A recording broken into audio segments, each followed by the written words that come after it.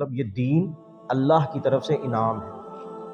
اللہ کا کوئی بھی کام ہو، اللہ کا کوئی بھی حکم ہو، اللہ کا کوئی بھی اللہ تعالیٰ کی طرف سے کوئی بھی معاملہ ہو، ہم بطور مسلمان اس بات پہ یقین رکھتے ہیں کہ وہ کامل ہے، مکمل ہوتا ہے۔ تو اللہ تعالیٰ جس کام کو اپنی نعمت قرار دے رہے ہیں، اپنا انعام قرار دے رہے ہیں کہ تم پر اپنا انعام مکمل کر دیا، تو یہ کیسے ہو سکتا ہے کہ وہ انعام یعنی کہ دین اسلام مکمل نہ ہو، اور دین اسلام مکمل نہ ہو اور اللہ کے نبی صلی اللہ علیہ وسلم کو دنیا سے اٹھا لیا جائے؟ یہ کیسے ہو سکتا ہے؟ نبی صلی اللہ علیہ وسلم کا مشن ادھورا رہ گیا۔ اگر دین اسلام مکمل نہیں ہے تو کیا مطلب کہ ابھی تو مشن مکمل ہی نہیں ہوا تھا۔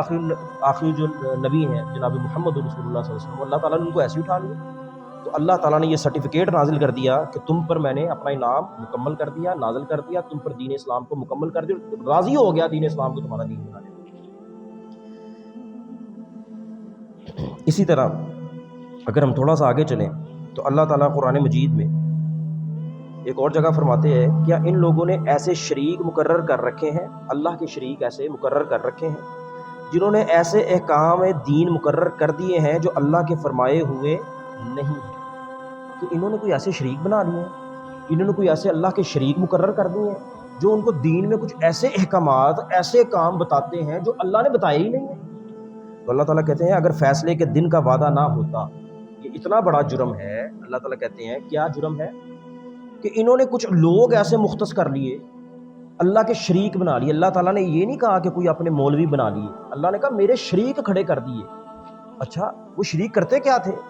وہ ان کے لیے کچھ ایسے اعمال، ان کو احکامات بتاتے تھے جو اللہ نے نازل ہی نہیں کیے۔ اللہ تعالیٰ نے ایسا کرنے والے کو اپنا شریک بنا دیا۔ جو سورہ توبہ کی ایک آیت ہے کہ اہل کتاب نے اپنے علماء اور مشائخ کو اپنا رب بنا لیا تھا، تو عدی بن حاتم رضی اللہ تعالیٰ عنہ نے پوچھا کہ ہم نے تو اللہ کے نبی صلی اللہ علیہ وسلم جب وہ اسلام لے آئے، اہل کتاب میں سے تھے، وہ کہا کہ ہم نے تو اللہ کے علاوہ رب تو نہیں بنایا تھا اپنے علماء اور مشائخ کو، اللہ تعالیٰ یہ کیوں کہہ رہے ہیں؟ تو اللہ کے نبی نے کہا کیا تم اپنے علماء اور مشائخ کی حلال کردہ چیزوں کو حلال سمجھتے تھے؟ انہوں نے کہا ہاں۔ اچھا، جو تمہارے علماء حرام کہہ دیتے تھے تم کہتے تھے ہاں یہ حرام ہے؟ ہم کہتے تھے ہاں۔ جو ہمارے علماء کہتے تھے ہم کہتے تھے ہاں انہوں نے حرام کہہ دیا تو یہ حرام ہو گیا، مطلب دلیل کی طرف، شریعت کی طرف نہیں جاتے تھے۔ تو کہا یہی رب بنانے کو مترادف ہے۔ کسی کے پاس اختیار ہی نہیں ہے اللہ کے علاوہ کہ وہ دین اسلام یا اللہ کے نازل کیے ہوئے دین اور شریعت کے اندر کوئی ایسی بات نکال لائے جس کا اللہ نے حکم نہیں دیا۔ تو اللہ تعالیٰ نے کہا کہ انہوں نے اللہ کے مقابلے میں ایسے لوگوں کو میرا شریک بنا لیا۔ اچھا، پھر کہا کہ اگر روزے قیامت کا وعدہ نہ ہوتا نا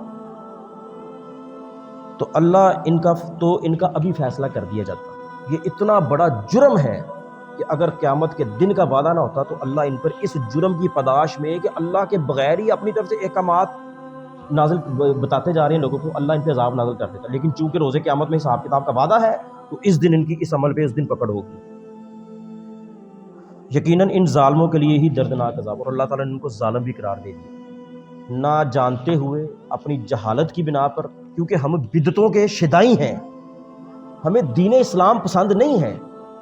ہم جتنا ہمیں دین سے محبت ہونی چاہیے تھی بدقسمتی سے، اتنی ہمیں بدعت سے محبت ہے۔ کتنی ایسی بدعات ہیں جن کا اسلام سے کوئی تعلق نہیں ہے، ہم سمجھتے ہیں اور یہ کہہ کے ان کو اپنا لیتے ہیں۔ اس میں حرج کیا ہے؟ حرج تو 3 سجدے کرنے میں بھی نہیں ہے۔